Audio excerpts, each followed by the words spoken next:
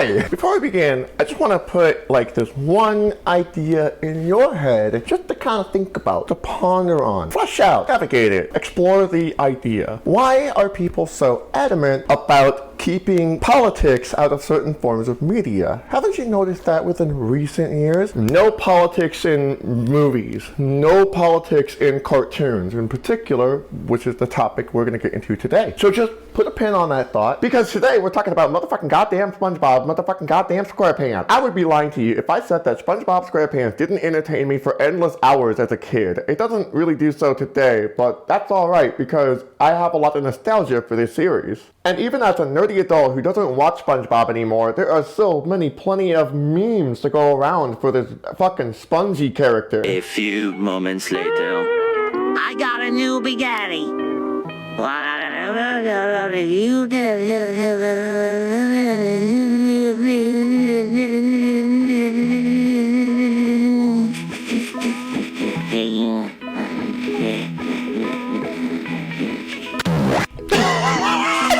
What was that? It just sounded like SpongeBob took a huge shit, or rather his brain took a huge shit because he bought a Bugatti. Oh boy, SpongeBob, congratulations. Needless to say, I absolutely adore SpongeBob, even as a person who does not watch the show today. In fact, I have fond memories of a specific character known as Patchy the Pirate, who is actually being played by Tom Kenny, the voice of SpongeBob himself. Only a true fan of the series would remember something as obscure as Patchy the fucking Pirate, and just remember that fondly. And even though it was live action, it definitely retained the slapstick humor of SpongeBob SquarePants. And honestly, it worked so well. It was so good. But there is one episode that I really want to do a deep dive into, and that is Squid on Strike.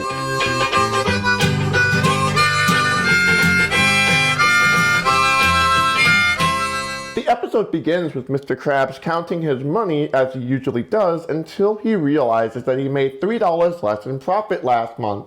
I gotta start running a tighter ship around here! This is where Mr. Krabs begins to cut corners, and all of these cut corners are absolutely ridiculous, such as accusing Squidward of giving out change, and he begins to nitpick at every little thing that his workers do, even the small things. Mr. Krabs is such an exploitative boss that he even goes as far as to charge his workers for doing certain things like standing around. They're not even allowed to fucking breathe. This moment kind of reminds me of how Nestle's CEO wants to privatize water, considering water to not be a basic human right. Also Wasser ist natürlich das wichtigste Rohmaterial, das wir heute noch auf der Welt haben.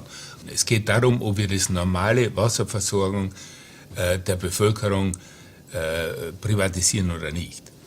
Und da gibt es zwei verschiedene Anschauungen. Die eine Anschauung, extrem würde ich sagen, wird von einigen von den NGOs vertreten, die darauf pochen, dass Wasser zu einem öffentlichen Recht erklärt wird. Das heißt, als Mensch sollten Sie einfach Recht haben, um Wasser zu haben. Das ist die eine Extremlösung. Das ist die eine Extremlösung. I don't pay you to breathe. You hardly pay us at all. This right here is a legitimate grievance. The workers at the Krusty Krab, assuming that it's just 2 employees, spend full-time hours at this establishment. And considering that they're spending most of their time at the Krusty Krab toiling away as Mr. Krabs makes all the money, they are essentially surrendering their time just to be able to make ends meet. This puts Mr. Krabs in an interesting conflict of interest against his own workers. Some people may say that Mr. Krabs is just a bad boss and that Mr. Krabs is obviously somebody who needs to be corrected. But I want to introduce something that maybe not a lot of people have considered before. What even is a good boss? Is it a boss that buys pizza every Saturday? Is it a boss that rewards you Employee of the Month? Is it a boss that pats you on the head? What about a boss who actually pays his workers fairly? Or a boss that yields to the demands of its own workers? Or improves working conditions in the workplace? And maintains a workplace democracy? Wait, did I just say workplace democracy? Yeah, that doesn't happen under capitalism. Of course, unless that workplace is a worker co-op, thus entirely depleting the role of the boss, or the workers are unionized, which means that the workers are gonna have to organize and strike, which is exactly where this episode is going. Well, I am not paying that cheapskate Krabs 1 cent, and I suggest you do the same. Why? We've got to unite as workers and demand the respect we deserve from the boss. In fact, you and I should go on strike. So, I want to analyze SpongeBob and Squidward throughout this episode real quick. SpongeBob and Squidward are incredibly flawed characters as displayed throughout this episode. SpongeBob doesn't even know what a strike is. And Squidward is like too riddled with 18th century socialist sophistry to really actually be a union organizer who organizes strikes. While the plot of this episode is rather consistent with the continuity of their characterizations, it's now their responsibility as cartoon characters to kind of explain to the audience, i.e. kids, what it means to be in a union and what it means to go on strike when the boss of the workplace doesn't actually yield to the demands of the workers. And it is that burden that I really want to put a microscope on. No!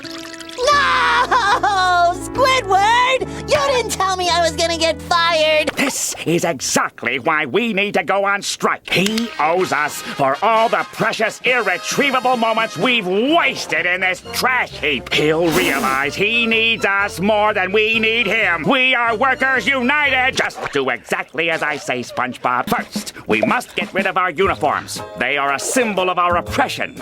I want you to throw your hat on the ground like so. Your turn, SpongeBob. That's the idea.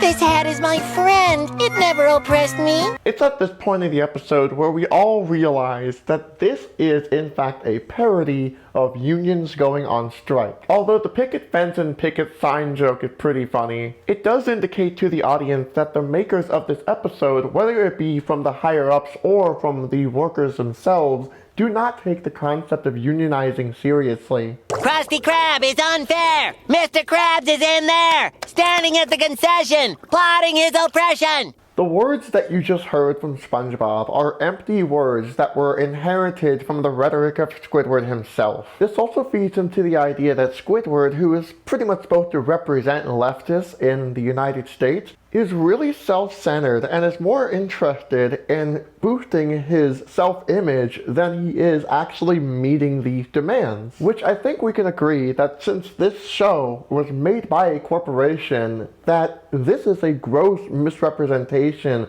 of what workers who are on strike are trying to accomplish. Not to mention this scene with SpongeBob getting his job replaced by a teenager is really depressing, because you know that Mr. Krabs views his own workers as disposable. Even SpongeBob, who earlier said this, This hat is my friend. It never oppressed me. I would argue that this isn't even educational as to what unions are and what they stand for. Watch this clip and notice how absolutely one-sided this narrative is. I wish you two had gone on strike earlier. Thanks for attracting all these paying customers with all your signage and your sloganeering. All right, Mr. Krabs. You've gone too far this time. Whoa. What's SpongeBob gonna fucking do? You can pick on me, but Squidward is a great leader. I'm inclined to disagree, but hey, power to the people, right? We are workers united. We're tired of your smelly greed, and we're gonna saw your tables, and we're gonna smash stuff with the people's hammer, and we're gonna... Squidward, what was that other part? Dismantle your oppressive establishment. Ah, that too!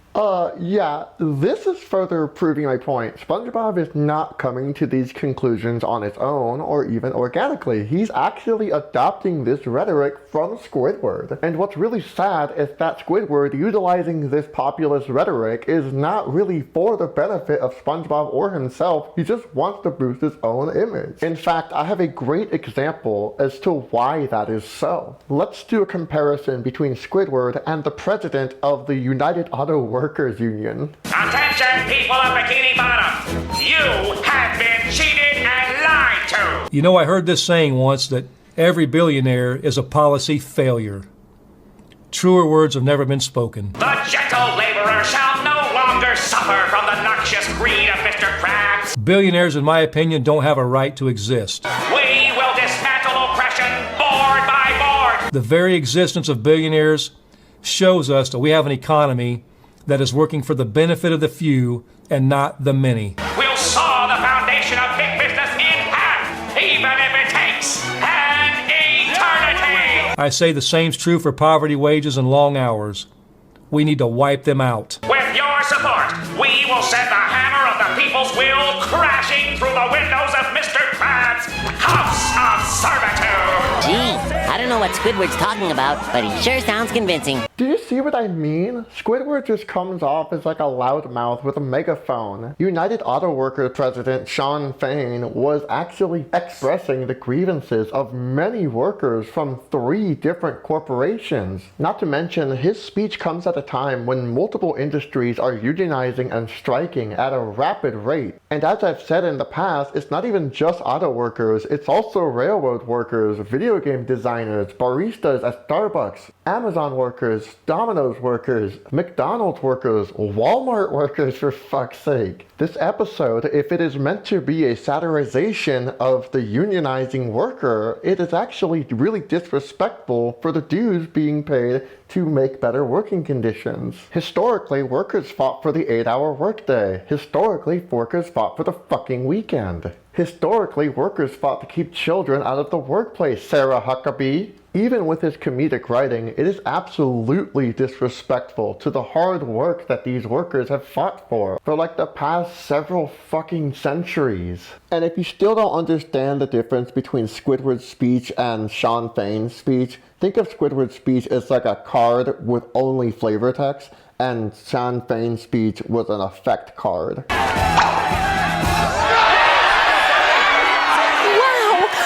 Supporting is making me hungry! Hey everybody, let's go get a Krabby Patty! Fast forwarding a little bit, Squidward is having night terrors about being on strike with Spongebob forever, and it's a little silly. But the part I want to focus on is when Mr. Krabs happens to show up at Squidward's door to strike negotiations with him. Weirdly enough, this is a conversation that is happening without Spongebob, as Spongebob is sitting at home listening to what I assume is a really bad Bob Dylan Woody Guthrie parody. And while it is satisfying to watch SpongeBob completely destroy the establishment that is the Krusty Krab, it is important to remember that as a union, these two workers have not been organizing as a collective. The entire time, it's been Squidward completely on his high horse, using empty, meaningless, populist-sounding sophistry, and being a dick to SpongeBob, which isn't really out of character for him, but it doesn't take away from the fact that this is completely hyperbolizing what unionizing workers are and what they stand for. The next morning, Mr. Krabs and Squidward wraps up their negotiation process, and Mr. Krabs is on the verge of rehiring SpongeBob and Squidward and firing those teenagers that were the replacement, only to find that SpongeBob completely destroyed the Krusty Krab, and now SpongeBob and Squidward are indebted to Mr. Krabs to work for him forever, which is slavery. Like, that's not even wage slavery. That's a step above wage slavery. That's like debt mixed with wage slavery. So what this tells the audience is that these grievances that Squidward and SpongeBob, well, more specifically Squidward, aren't resolved through the actions that they took throughout this episode. And it leaves the audience with the unfounded impression that unions and striking do not work, which isn't even true. According to an annual report on union membership released by the U.S. Bureau of Labor Statistics, on average, union workers make 18% more than their non-union counterparts. And that statistic is even greater for women workers, who are 23% more likely to get paid more than their non-union counterparts, African American workers who get 20% more, and Hispanic workers who get 35% more. And this is to say that unions help the community as well as families and hard-working people who are trying to make it by. Is this episode anti-union? I would say so, actually, because obviously Viacom and Nickelodeon Studios doesn't want their studio workers to go on strike, especially with what's going on recently in Hollywood. So obviously the depiction of unions and what it means to organize a union, so on and so forth, is definitely being satirized for the worst. And it's supposed to raise kids to believe that unions are bad. So this is not even just anti-union, but it is a political episode. A political episode of Spongebob. And there's no denying that. Like, there's no pretending that Spongebob, especially in this episode, is apolitical or absent of political thought. Now, if I'm just being honest with you, I don't think this episode really hits the kids really that close into the brain. When I was a kid, I didn't really necessarily understand what a union was, although a few years later I would learn what a union was because our local Vaughn's grocery store went on strike. But even then, I don't think that the kids are really like learning all of this at like a cram school level. But it is to say that it is trying to convey the idea that unions are fucking silly. I think that union workers who are making the fruits of our labor should have the means of production, because that's what capitalists do, is withhold the means of production and enslave the workers.